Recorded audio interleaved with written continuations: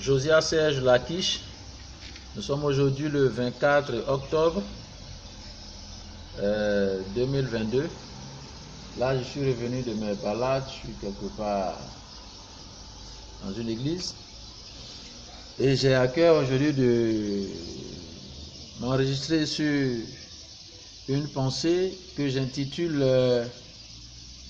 la chronique et chronologique. En d'autres termes, le prophétique naturel là. Pour parler un peu de certaines choses relatives à ma vie, un certain nombre de choses que j'ai vécues depuis que je suis jeune et qui m'ont amené, après un flashback, à comprendre certaines situations que j'ai vécues, le comment et le pourquoi. Comme je le disais tantôt, très jeune déjà, j'étais visité par des êtres spirituels qui venaient m'abreuver pendant que j'étais tout petit, entre 3, 4, 5 ans, et qui me donnaient de l'eau à boire dans un robinet vif. Visiblement, ils arrivaient, souvent ils étaient seuls, souvent ils étaient deux, et c'était noir. Et puis, voilà, ils m'abreuvaient. Moi, je pensais à des choses bizarres, des trucs d'esprit, mais je comprenais pas. C'est des personnes réelles qui venaient là toujours auprès de moi, les nuits. Et pendant longtemps comme ça, je buvais beaucoup d'eau, comme si j'avais une soif ardente, et je buvais beaucoup d'eau. Et plus tard, je me convertis, je reçois la présence de Dieu et certains éléments, comme je suis dit dans l'enregistrement, et certaines situations que cela a produites dans mon environnement qui me paraissaient incompréhensibles pour mon jeune âge. Et après cela, il va se produire quelque chose dans ma vie qui va me permettre de comprendre que tout ce que j'ai vécu était en fait dicté, dirigé par une personne. C'est là que je parle du prophétique naturel ou la chronique chronologique. Après cela, quand je fais l'expérience de la présence de Dieu, du Saint-Esprit qui me visite à une croisade, du Papa Dion Robert, je pars de là et j'exerce un peu la foi chrétienne. Et à un moment donné, j'ai à cœur d'aller dans le monde parce que mes amis avaient une certaine pression, la tentation, les envies du monde. Et je dis à Dieu, à qui, quand je parle comme mon père, autorise-moi à aller vivre un peu la vie de tout le monde et puis après je reviens. Mais il y avait comme une main qui dirigeait ça. Après cela, quand je pars, j'abandonne la foi, je commence à avoir une vie beaucoup mouvementée. Les bagarres, etc. Une vie intense de bagarres et de sexe. Je ne comprenais pas, mais moi, à mon âge, je ne peux pas comprendre ces excès. C'est comme si j'étais en train d'apprendre certaines choses. Je dis comme si j'étais en train d'apprendre certaines choses. C'est plus tard que je vais comprendre certaines actions, certaines choses qui m'arrivaient et qui me sont arrivées. Et dans ma vie de bagarre, je rencontre un homme qui est un maître, un militaire, qui est vice-champion de Côte d'Ivoire en ce moment militaire, et il nous apprend des techniques de combat qui nous aident à régler nos problèmes en 1 minute, pour ne dire que cela. Et donc on grandit dans un environnement un peu comme ça, un peu violent et agressif. Mais dans mon cœur, ça brûle toujours la notion de Dieu, et tout ce que je fais est basé sur Dieu, le bien, l'amour de mon prochain, et ne pas faire de mal parce qu'il y a quelqu'un qui me regarde qui s'appelle Dieu. Je grandis avec cette éducation. Et plus tard, quand je rencontre mon père, dont je porte le nom présentement, avant, lui, je portais un nom de mon père adoptif, qui s'appelait Dja. Donc je m'appelais Dja. Dja Digbo Serge. Donc j'ai essayé d'expliquer la phonétique. Dja, quand on transpose selon les textes bibliques, ça signifie Dja, Dja, Dja, Dja, la pourvoyance divine. Dieu qui pourvoit. Voilà. Et puis Digbo, ce qui fait le bruit, allusion à ce qui fait beaucoup de bruit. Donc on dit beau, le bruit qui fait beau, on fait allusion aux manchettes, etc. J'ai dit certaines choses parce que les noms, les fonctionnalités. Plus tard, je vais en revenir si je veux continuer dans ce sens-là. pour essayer de comprendre certaines choses que j'ai vécues dans ma marche, qui ont eu réellement un caractère matériel manifeste. Et quand je rencontre plus tard mon père dont je porte le nom, il me regarde et il me dit, un jour, comme je l'ai déjà précité, je veux m'investir en toi. Et cet investissement prend une forme d'abord primaire. Je fais des expériences à 7 étapes. Je reçois des vêtements, des revêtements qui me donnent certaines capacités. Mon père, celui dont je porte le nom, est ébrié. Et mon père adoptif, lui, il est gagou. Et quand j'arrive à une période où je dois revenir au Seigneur, j'entends particulièrement une voix qui me parle entre 98 par là, dans mon cœur, d'un amour profond de quelqu'un qui m'appelle, il dit viens, viens, maintenant viens. En ce moment, c'était une période où j'étais dégoûté.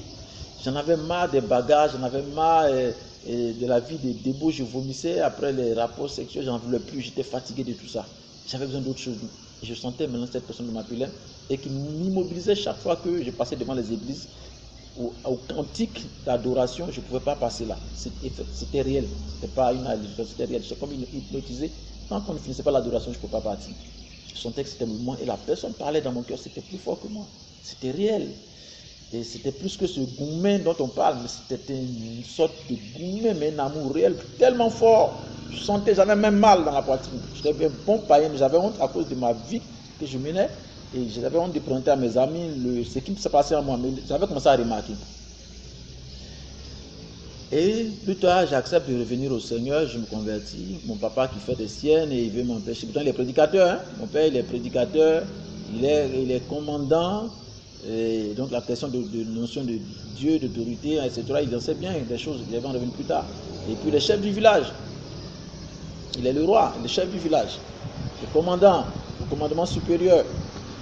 Et puis, il est prédicateur en termes de notion de parler de Dieu, esprit, pensée, psychologie. Je vais aller un peu vite. Et quand je retourne sur Boaké, je commence à faire des expériences où la puissance de Dieu commence à s'investir en moi sous forme réelle. Un feu qui descend dans ma vie et qui enlève tout ce que mon père m'avait fait vivre comme expérience d'investissement et puis de capacité. Je reçois une nouvelle capacité spirituelle, un feu réel qui descend. Et puis, dans cette expérience, j'ai comme là, la tête, tout ce qui est dans mon corps brûle, les vêtements sortent, les choses là qui sortent de mon corps. Et puis, j'ai comme au niveau de la tête une sorte d'auréole, quelque chose comme ça qui s'ouvre. Et puis, il y a un oxygène flux. Je peux maintenant entendre quelqu'un qui me parle. Bien, il parle. Vous voyez? C'est à partir de ça que je pouvais... quand j'avais des visions, voir directement cette porte d'ouverture, comme si je voyais directement, je pouvais voir maintenant directement, ouvertement des choses, des visions réelles de Dieu. Je préfère, voilà, de Dieu. Je pouvais voir clairement. Vous voyez? La chronologie, chronologie ou le prophétique naturel. Et plus tard, quand cette présence de Dieu se manifeste à moi, il commence à me parler, bien, souvent il m'annonce des événements, bien que je peux voir même la personne, quand il veut se révéler. Ensuite, quand il me parle de la guerre en 2002 en Côte d'Ivoire, qui s'est passé effectivement comme il avait prévu, dans la prévoyance, je reviens sur Abidjan en 2002. Je suis avec papa. On habite un quartier à Abidjan, Yopougon, qu'on appelle Maroc. Il y a une maison et pendant qu'on y est, vous savez, nous savons, la science l'a dit, et puis c'est prouvé que le sang ne se perd pas, la notion du sang. Et quand Dieu parle à Abraham, et il parle de la postérité d'Abraham.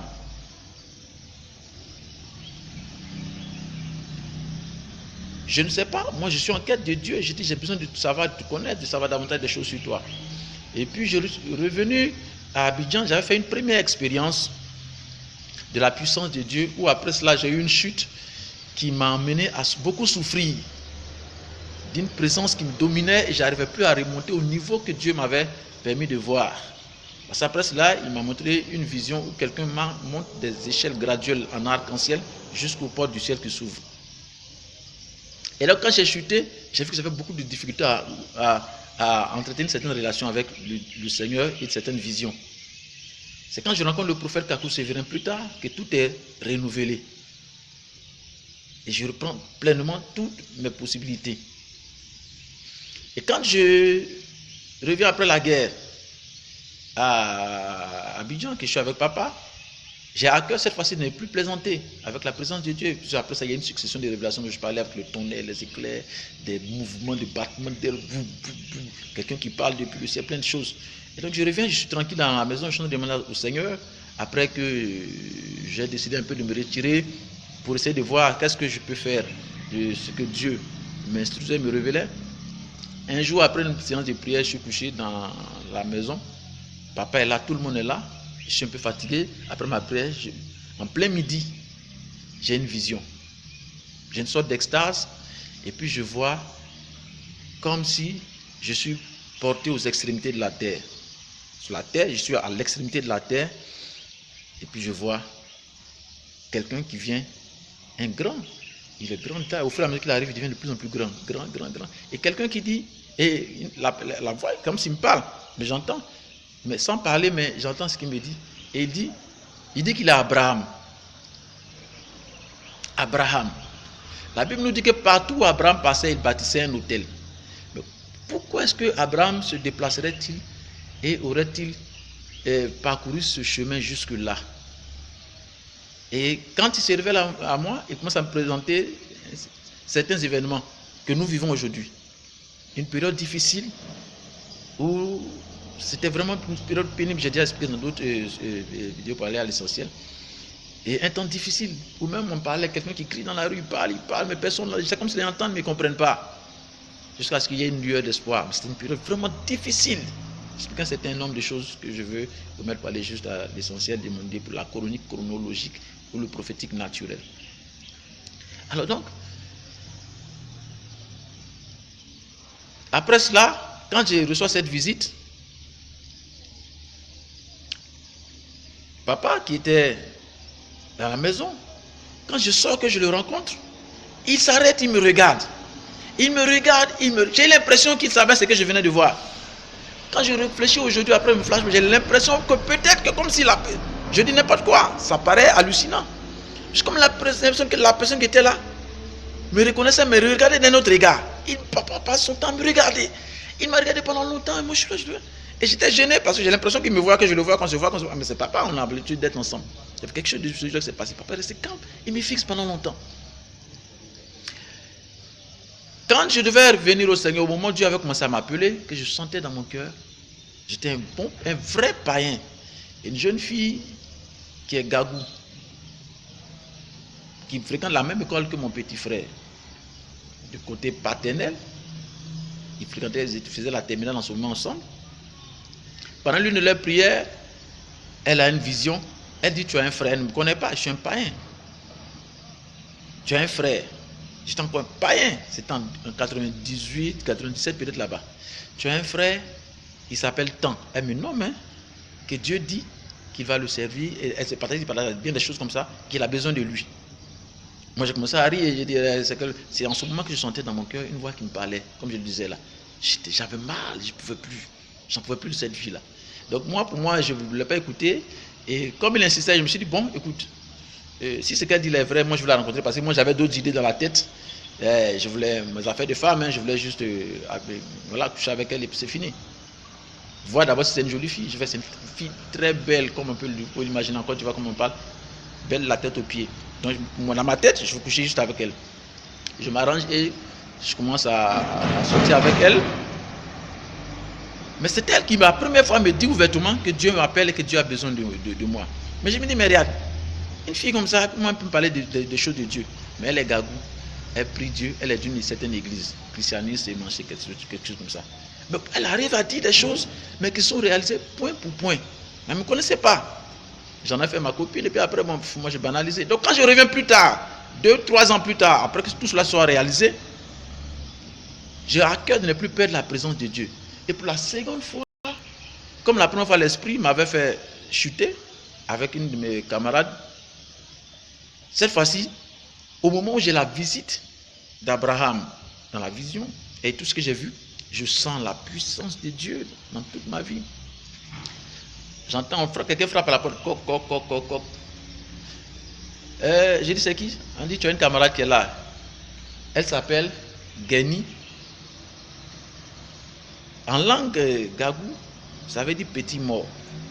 La première fois, la mauvaise expérience, c'était une situation que j'avais vécue. Il avait fallu que je rencontre le prophète pour que j'en sois délivré.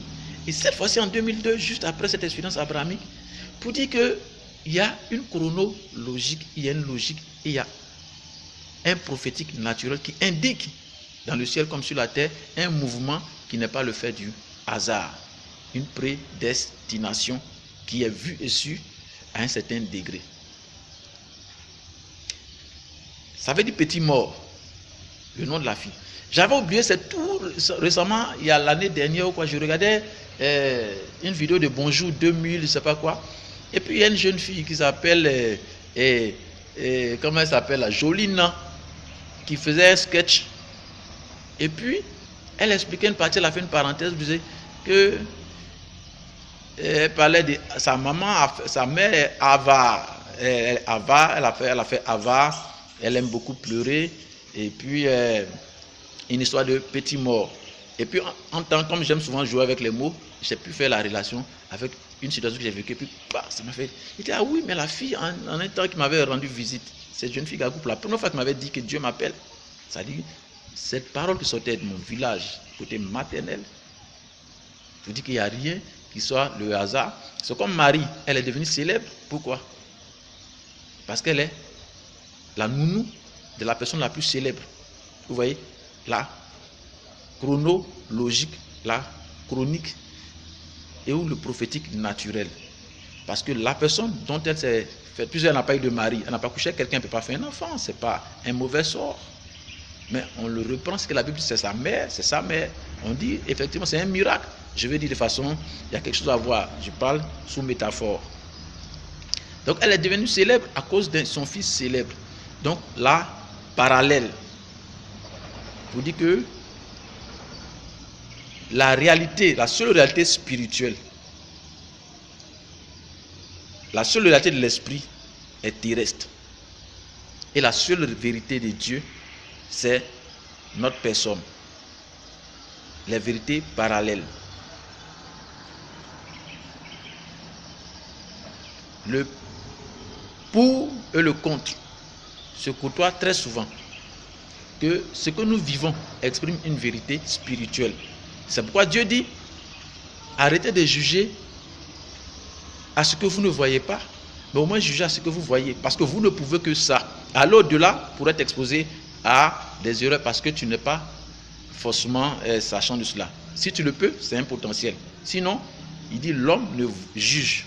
L'homme, dans ta nature limitée, ne peut juger, comprendre les choses qu'il ne voit pas à l'apparence. Mais c'est Dieu, ou ceux qui ont le potentiel de cette personne de Dieu, c'est-à-dire dans la etc., qui voit au cœur. Donc pour voir le cœur, Dieu dit, toi en tant qu'homme, il faut voir le corps. Ce que tu vois détermine ce que tu ne vois pas. La vérité que tu ne vois pas. Pour répondre à quelqu'un, mais je n'ai pas le temps à cause de l'espace, qui me demande 5 minutes pour convaincre un de mes amis que Jésus-Christ existe. Je vais esquisser un peu pour avoir plus le temps de continuer. Que d'abord, que Dieu existe, Dieu un est la parole. Comme j'ai dit, il n'est pas parolier. Et si la parole exprime l'identité, la personne de qui nous parlons, donc Dieu est action de la parole. Par conséquent, la parole étant esprit, et donc nous révèle une personnalité. Ça veut dire que si Dieu est la parole, Dieu est une action de la parole est donc une personne, comme on le sait, et tout le monde le sait, pour aller un peu vite. Et si la parole est esprit et qu'elle révèle un état d'esprit, donc une personne, quand on parle de personne, on parle en plus de la personne comme irrationnelle, mais la personne en elle-même, puisque la parole exprime une action n'est pas le produit de l'illusion, mais de la réalité qu'elle peut produire. Et c'est ce qui définit donc le corps de l'idée.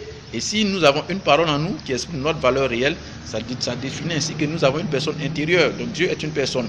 Et au-delà de cela, nous ne pouvons pas nier que l'opposition des natures confirme la position qui a une forme en face. Et que si nous ne pouvons pas nier que l'adversité existe, nous devons donc reconnaître que ce qui constitue le revers ou l'envers de l'adversité est une personne réelle.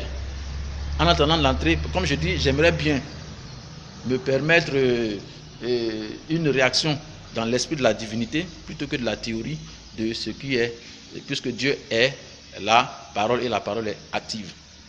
Pour aider à comprendre si on peut comprendre que Dieu existe. Et donc, on m'annonce qu'il y a quelqu'un qui est là. C'est Guéni qui arrive. Mais Guéni, ça veut dire petit mort. Elle arrive, son intention est claire et affichée, elle est vêtue de façon à ce que les choses se passent. Mais moi, j'ai à cœur de ne plus retourner sur le passé malheureux et comment j'en sortirai. Et quand on parle et qu'elle est en train de faire ces petites manières de jolie femme qui veut mon chien, et voilà. Je commence à lui parler parce que j'ai l'obligation, avec surtout ce que je viens de voir, de ne pas cette fois-ci me faire chipper et la grâce de Dieu. Vous voyez, cette nature opposée venait pour entacher la présence de Dieu, pour mettre dans un état second, un petit état de non-vie. Mais ceux qui peuvent comprendre vont comprendre à l'apparence et à la fonctionnalité. Quand je dis les noms sont une fonctionnalité. Il aurait pu y avoir beaucoup d'autres personnes, mais dans la période juste où Dieu m'appelle, il y a petit mort qui vient, il est informé de certaines choses qui viennent. Au moment où Dieu me revêt de certaines choses et que je suis prêt à passer à certaines relations avec Dieu, le même élément vient, mais cette fois-ci dans une nature d'opposition. Vous voyez? Et pendant qu'on échange, je décide donc de lui parler. Comme maintenant j'ai beaucoup plus d'expérience, de connaissance des choses dans la matière, je commence à parler. Pendant que je parle, je me permets de moduler et dans la parole, dans ce que je veux dire en termes de capacité de la parole. Et puis boum, de sa chaise, elle s'écroule et l'esprit commence à parler. Un autre élément qui attire mon attention, c'est que mon petit frère, qui en tant que je suis en train de prier, arrive. Et il me dit, il commence à crier, papa, papa, ce papa au salon. Serge est en train de parler avec l'inamical. Je dis, mais comment cet enfant peut transposer aussi clairement la situation alors qu'il n'est pas censé savoir ce qu'il est en train de faire? Ce que je suis en train de faire. Je le regarde. Ça me permet de mieux apprécier la situation dans la façon dont l'enfant le transpose. Il sait, j'ai en train de parler avec. Je le regarde, je dis, comment il sait ça? Vous voyez? Donc, la chronologique ou la chronique, le prophétique naturel, qui exprime les natures qui se côtoient chaque jour. Mais qu'à un moment donné, il nous faut pouvoir comprendre les éléments qui indiquent la situation dans laquelle nous vivons chaque jour pour réaliser notre essence. Et suite à cela, on va se séparer et puis elle va partir. Mais cette petite situation qui marque l'opposition de nature qui vient de ce côté de ma famille maternelle et cet autre élément qui vient de ma famille paternelle sont des indicateurs importants pour la période dans laquelle je suis. Petit mort, quand Daniel parle d'une certaine période qui indique un temps, il parle d'un caractère à deux volets. Il dit au temps du 4e royaume. Le 4e royaume, dans ma perception, n'est pas seulement un état défini, mais même s'il a sa forme effectivement réelle, biologique, mais il a un aspect plutôt psychologique. Dans son universalité, c'est une étape la 4e étape d'un processus à 4 échelles, par exemple, et qui au 4e niveau, l'atmosphère de cette période aura un caractère de demi-mort, de petit mort, c'est-à-dire de fort et de faible. Il dit l'argile et le fer entremêlés. Donc le caractère de cette période a un caractère de faible et de fort, de vivant et de non-vivant, la double face, la vie et la non-vie, mais qui s'entrechoquent dans cette période. Et un autre élément dont la Bible parle qui est détaché, qui vient pour faire de cette situation mixte un seul élément qui réunit toute la terre dans une seule nature de ceux qui ont pu s'élever au-dessus de la poussière. Parce qu'il dit l'argile et le fer pour s'élever au niveau de la force, de la hauteur. Donc cette période indique moi un temps, une période où certaines personnes doivent se mettre au-dessus de cette sphère et puis réussir avec l'aide de Dieu à retrouver la force. Parce que la situation se fait là de mi-force, mi-faiblesse. Voici les éléments caractéristiques que j'ai vécu dans cette période qui sont des indicateurs importants pour dire que oh là là là, la mémoire fait défaut. Donc pour ne m'arrêter qu'à là et puis continuer plus tard, paix sur toute la terre, et que comme Dieu l'a dit, si au temps de Jésus-Christ à Golgotha il a cassé la tête de nos souffrances, à Golgotha